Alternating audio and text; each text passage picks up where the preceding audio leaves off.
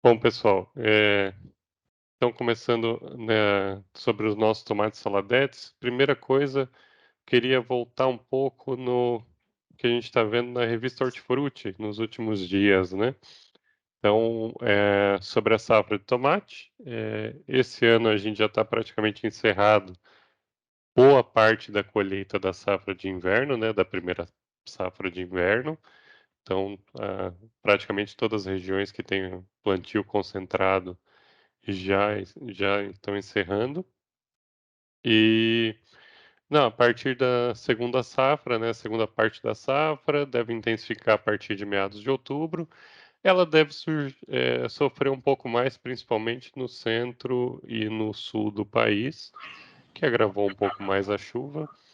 E isso, né, a gente sabe, a chuva sempre vai trazer maior desafio para o produtor.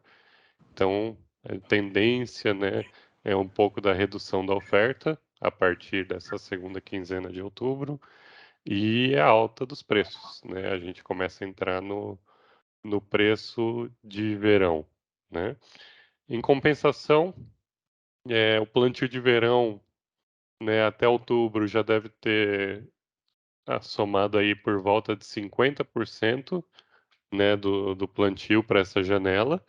Mas um dado interessante que diz respeito a todos nós aqui, 50% do plantio de verão ainda tem negociações em aberto. Então isso é excelente para todos nós. Temos aí a outra metade da janela de verão para trabalhar e para, né, realizar nossas negociações e com sucesso estar participando bem desse mercado aí.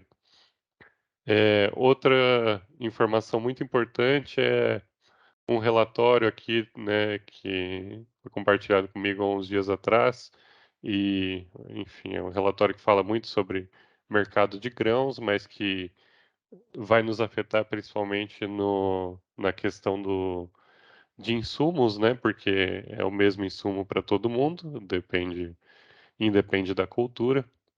A tendência para o ano que vem, como todos vêm imaginando, né, é que os insumos continuem altos, continuem com a pressão de inflação, e isso sobre o produtor de tomate, né, a perspectiva do produtor de tomate é essencial cada vez mais buscar materiais que são eficientes no uso dos insumos, né? Então, materiais como a gente vem falando do nosso portfólio, de ter um sistema. Gustavo, tem um Oi, problema aí no teu som. você não está me ouvindo? Ou está com chiado?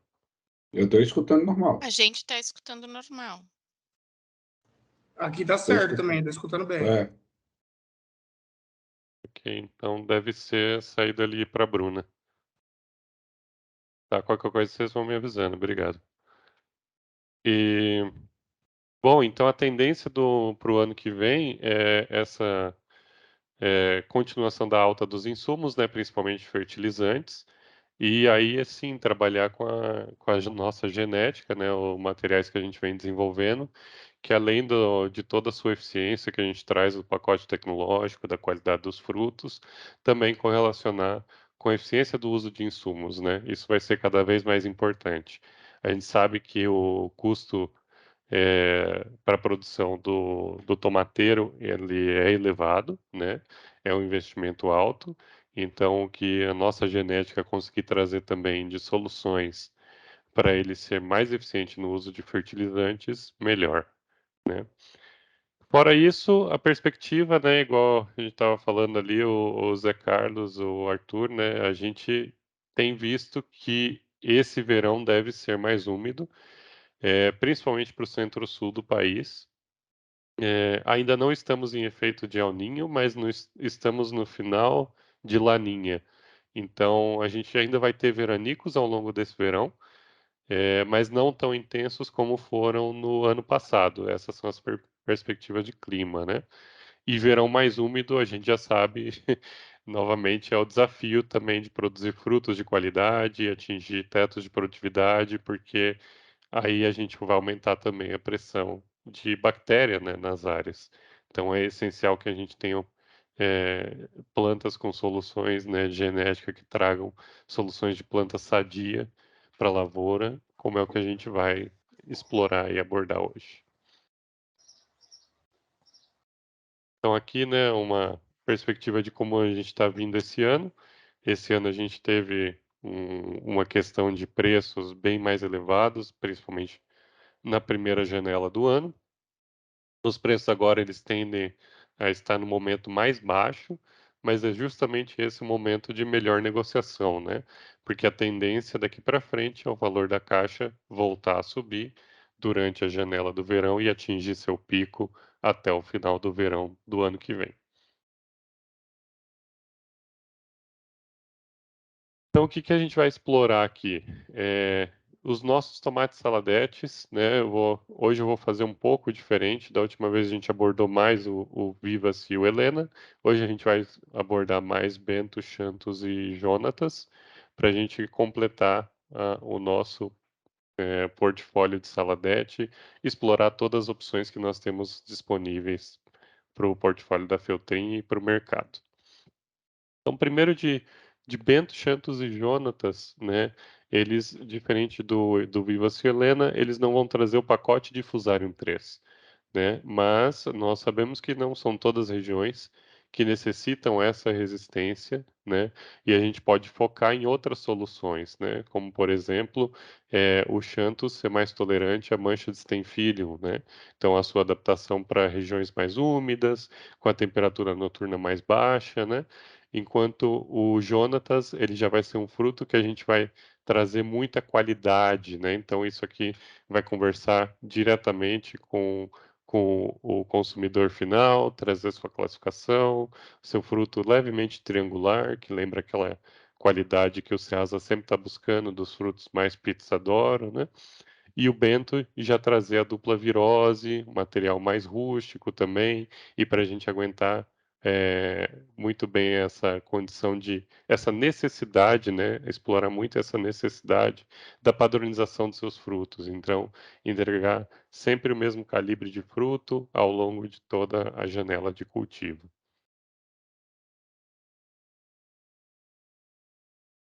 Bom, então começando com o Bento, né? A questão da padronização dos seus frutos é o que a gente vai mais explorar, a sua dupla resistência a viroses, e aí a gente sempre traz muito essa foto, né? O grande potencial do Bento é da gente trabalhar nesse mercado onde o mais importante é essa padronização, ou seja, nós queremos trabalhar por toda a planta onde a classificação média vai ser muito próxima do que a gente quer trabalhar no mercado-alvo, né? Então, esse padrão aqui, ele vai conversar com muitos produtores que, mais do que ter uma produtividade alta apenas, a qualidade dos frutos que ele está entregando naquela caixa. E a gente sabe, tem mercados, né, por exemplo, do sul de Minas, muitos mercados em São Paulo, que vão se beneficiar muito dessa qualidade, né? Mais do que ter um teto de produtividade muito alto, é de todos os frutos que estão sendo integrados ter um valor agregado alto. Então é isso que o Bento vai trazer, né? Fora isso, o Bento ele também conversa muito para esses mercados, aí principalmente pessoal de Minas também, né? Que é aquele saladete que não é um saladete tão alongado, é um saladete um pouco mais ovalado, né? Ele é relativamente mais curto que o Vivas, que o Helena, por exemplo, mas ele é um pouco mais largo. Então ele traz essa qualidade de fruto, né, que a gente pode trabalhar muito bem nesses mercados, né? E também aí é uma questão de pessoal, né? Cada um vai ter uma percepção em relação aos frutos, mas também o sabor do bento, né? Então a gente está trazendo um tomate padronizado, também tem o seu brilho, a sua qualidade, mas um sabor acentuado. Então isso também ajuda, né, na comercialização e na identificação do consumidor com esse tomate lá no final. Né? A gente coloca aqui também o alvo, alguns mercados, por exemplo, como o Campestre vem trabalhando hoje, são mercados excelentes para o Bento ser posicionado e trabalhado com muita força. E aqui, né, a sanidade. Então, de novo, né, voltando a essa condição que a gente está falando, né, o plantio do verão, alta umidade, alta temperatura e a sanidade da planta, né, a limpeza da planta sobre esses ambientes de cultivos. Aqui é na região de Minas Gerais, em Carandaí, então também o ponto de orvalho muito persistente, também é uma região alta, também com alta pluviosidade, e a sanidade do Bento, né, na formação dos seus frutos, aqui alguns 2 semanas antes da primeira colheita, né, então ele está mostrando o máximo do seu pegamento, e a planta muito sadia, muito bem formada, né? Então, isso é uma condição que a gente vai ter que explorar cada vez mais para trabalhar dentro dessa janela de verão, que é o maior desafio do produtor de tomate agora. Já para o Jonatas, a gente traz, né, a sua qualidade, né, a sua firmeza dos frutos e o seu fruto mais triangular. Ele conversa mais quando o Ceasa, né, quando as pedras e todos os consumidores vêm buscando esse fruto mais triangular. O que que eu falo, né? Ele tem o ombro levemente mais acentuado e ele tem um fechamento mais angulado na base, né? Isso é muito como o consumidor percebe hoje os frutos Pizzadoro, né? Que tem, aí já está virando história no mercado. Mas o grande destaque do Jonatas, além desse formato, é o seu brilho de fruto. Então é um material que sempre parece que já foi limpo, né? Mesmo sem colher na planta, né? Então a sua qualidade dos frutos já conversa direto com esse consumidor. Tá. Fora isso, ele tem um bom enchimento das suas paredes, né? Ele é um material bem carnoso, ele já aceita muito mais uma adubação potássica, né? E ele tem um enchimento de parede, e ele tem um enchimento da parede muito mais forte, né? Então, quando você percebe o fruto do Jonatas, ele é um dos melhores frutos para transporte, né? Ele é um enchimento muito forte, ele vai ter esse alto brilho. Então, essa é a qualidade que a gente vê do Jonatas direto para o consumidor. Se eu voltar aqui, desculpa. Fora isso, ele também vai ter o seu alto pegamento de frutos, ele vai ter uma planta também que vai ser resiliente, né, nessa condição de verão e tudo mais, né, e também se adaptou muito bem a condições de alta umidade. A gente tem olhado muito mais o mercado, né, onde hoje o pessoal vem trabalhando, por exemplo, o caniate. Então, pelo formato do seu fruto, pelo seu pegamento, pela qualidade final do fruto, é um mercado onde você pode trabalhar essa condição de fruto, essa qualidade. Sim. Aqui que eu queria mostrar. Então, o enchimento da parede, né? É um fruto sempre muito bem definido em 3 lóculos e a parede muito espessa. Então, isso aqui traz, né, uma qualidade, um peso médio do fruto mais alto. E fora isso, ele também traz, né, a sua condição, né, aqui de novo, ó, também uma época de verão de Turvolândia, né, muita chuva na formação, e ele manteve o brilho, a qualidade, o fechamento do fruto e a sanidade da planta. Então, mais uma vez que a gente está falando, né, aqui a gente está falando de uma janela onde, né, com essa alta umidade que a gente vai ter daqui para frente, até março, é uma janela onde as viroses viram doenças mais secundárias, elas estão lá, mas viram um problema mais secundário, e as manchas foliares passam a ser os maiores problemas, né? Desfolha, mancha foliar, a planta está fazendo menos fotossíntese, então vai translocar menos nutriente, menos sólidos para os frutos vão ficar mais leves, vão ficar menos brilhantes, vão ficar menos vermelhos, e aí você olha a planta do Jonatas, a planta passou sobre uma condição de alta pluviosidade, alta umidade, alta temperatura e a folha continua sadia, sem manchas foliares. Então, os painéis do Jonatas aqui, eles estão completamente formados, eles estão, né, sadios, formando sólidos solúveis e translocando esses sólidos para os frutos. Daí a qualidade do sucesso da planta durante o verão.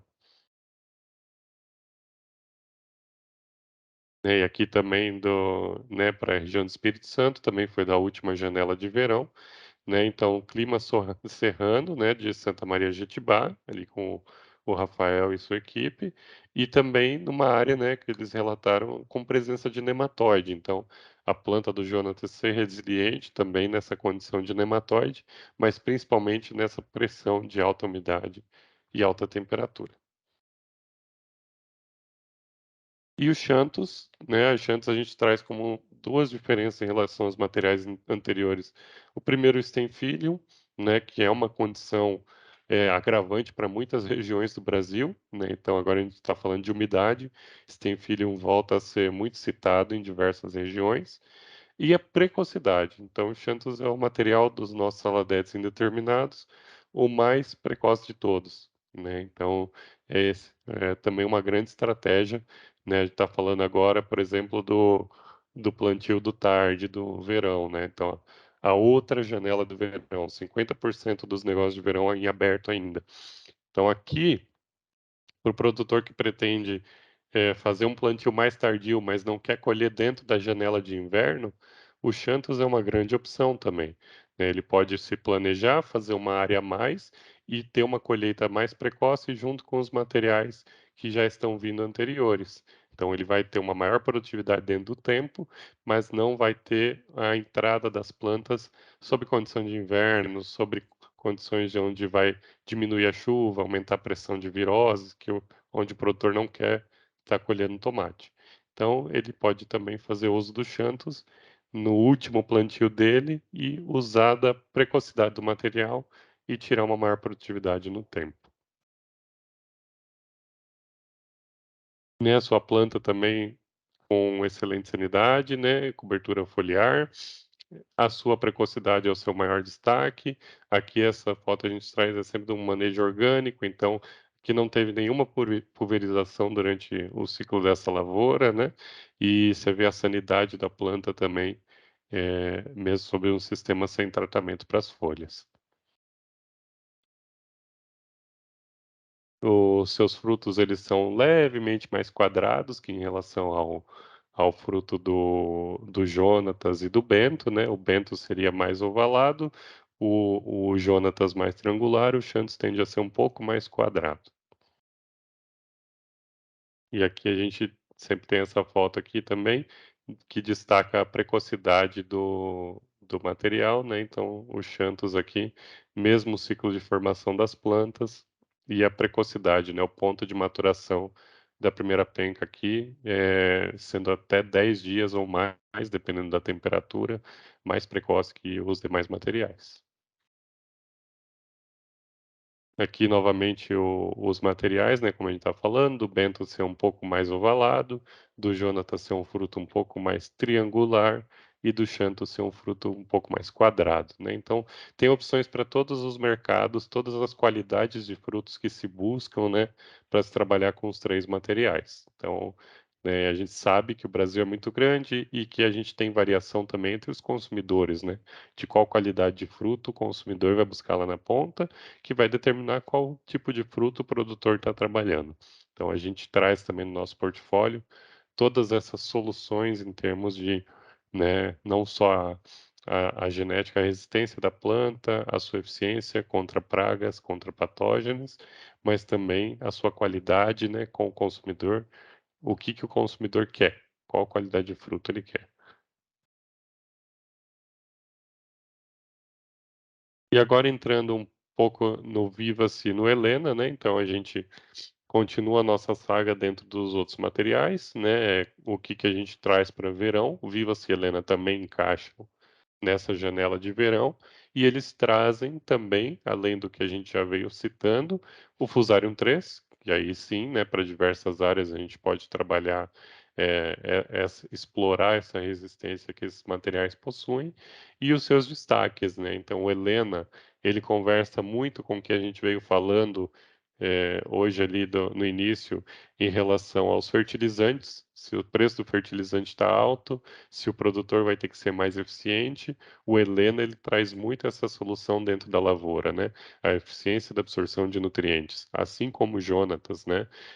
E assim como o Bento, são materiais muito eficientes de se produzir com uma menor quantidade de adubo. Né? Então a gente sabe que são materiais que vão entregar, ter uma produtividade muito interessante e que vão usar o máximo do que eles puderem ali naquele ambiente de cultivo. E a gente sabe também que tem produtores muito dedicados ao plantio de vivas, né? Então, que já buscam, né, o teto de produtividade mais alta e busca uma planta muito rústica, né, uma planta muito forte, que vai entregar muitos frutos, né. Então o Vivace, ele vai trazer o maior teto de produtividade do nosso portfólio, e ele vai conversar com esses produtores, né, que fazem adubação muito mais localizada, por exemplo, que estão fornecendo, comida praticamente diariamente para o tomate, né, nessa busca de ter a maior rentabilidade possível da lavoura. Né, então o Vivace é esse destaque, né, um pacote além da sua dupla virose, do Fusarium 3, da sua produtividade, da sua rusticidade. Aqui também, né, o final da janela no meio da janela de inverno, no caso, né, então aqui mostrando também a resistência à virose do material e também o seu pegamento, né, o número de frutos por penca, por exemplo. Observa aqui sempre 6 a 8 frutos na penca, né.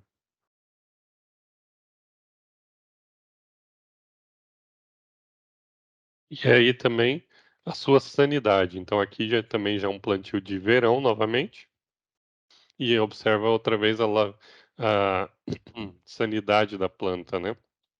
Então, mais uma vez que a gente está falando a questão desculpa, a questão da sanidade das folhas, né, da limpeza das folhas, sobre um clima de alta umidade, alta temperatura, e ainda assim entregando, né, uma alta produtividade também.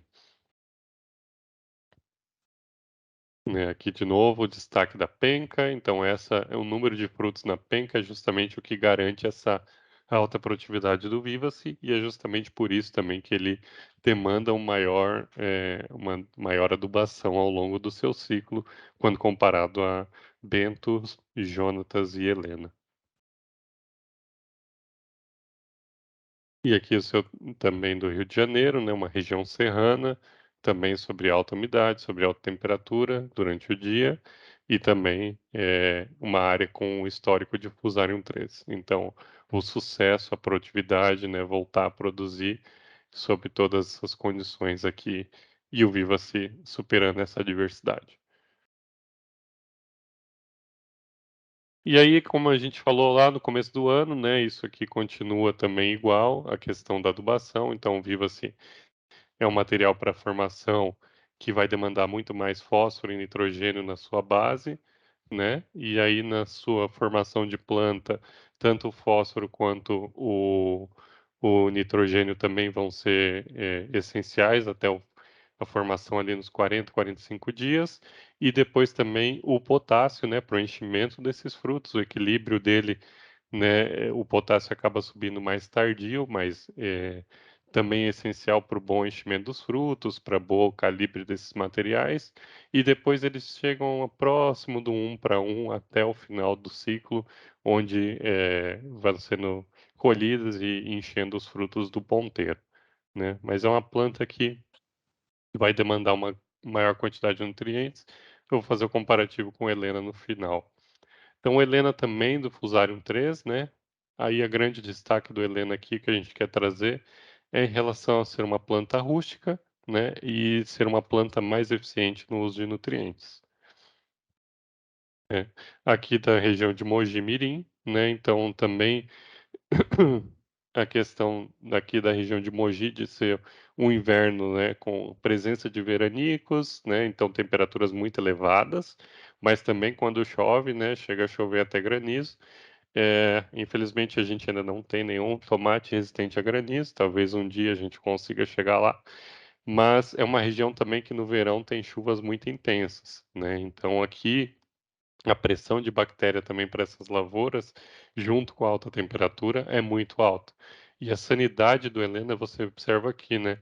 O bacheiro da planta, o pegamento completo dos frutos, então aqui, o momento logo antes da primeira colheita, e a sanidade que esse material está entregando, né? Mesmo com o pico de enchimento de frutos.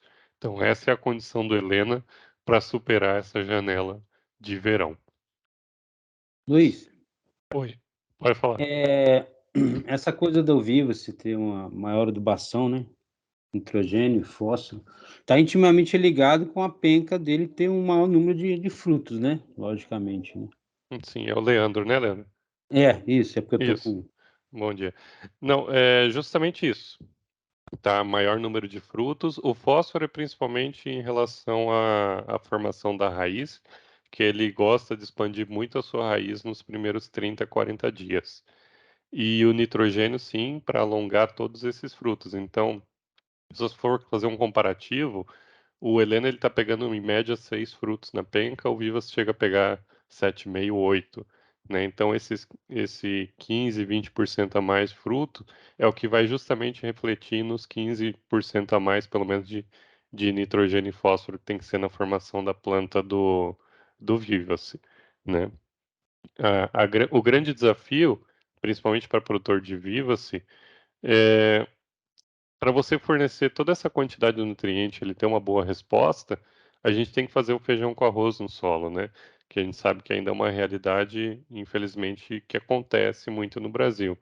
Então, se não tem uma correção do solo, se o pH não está ideal, se não tem fornecimento de matéria orgânica, se não tem boas condições de drenagem, não adianta pôr um monte de adubo lá, né? Porque eles vão ficar insolúveis, eles vão ser lixiviados, a raiz não vai conseguir chegar neles, né? Pela compactação, tudo mais.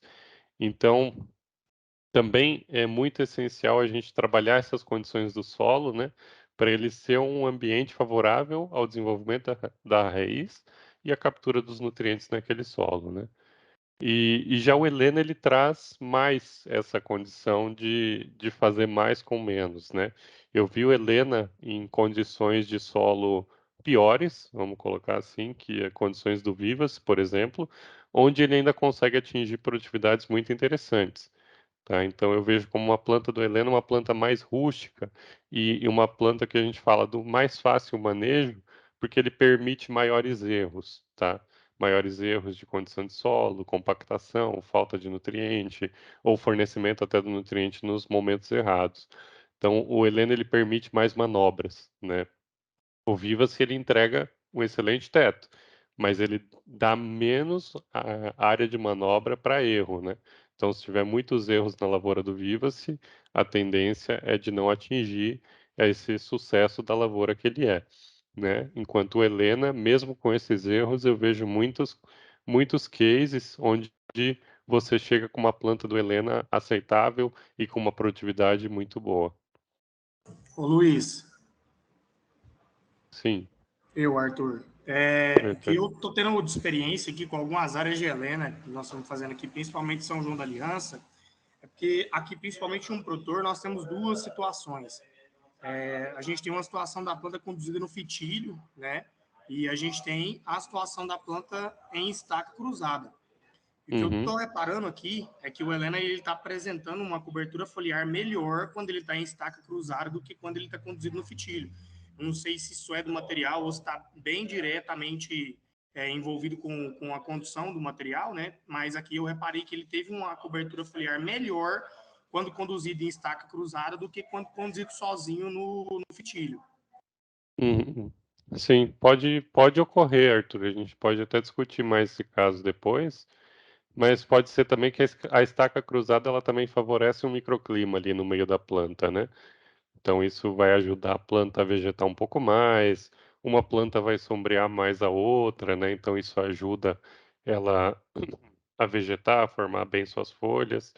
Mas sim, e também a percepção visual, né? Quando a gente olha uma estaca cruzada, a gente sempre vai ter uma percepção visual de melhor enfolhamento, né?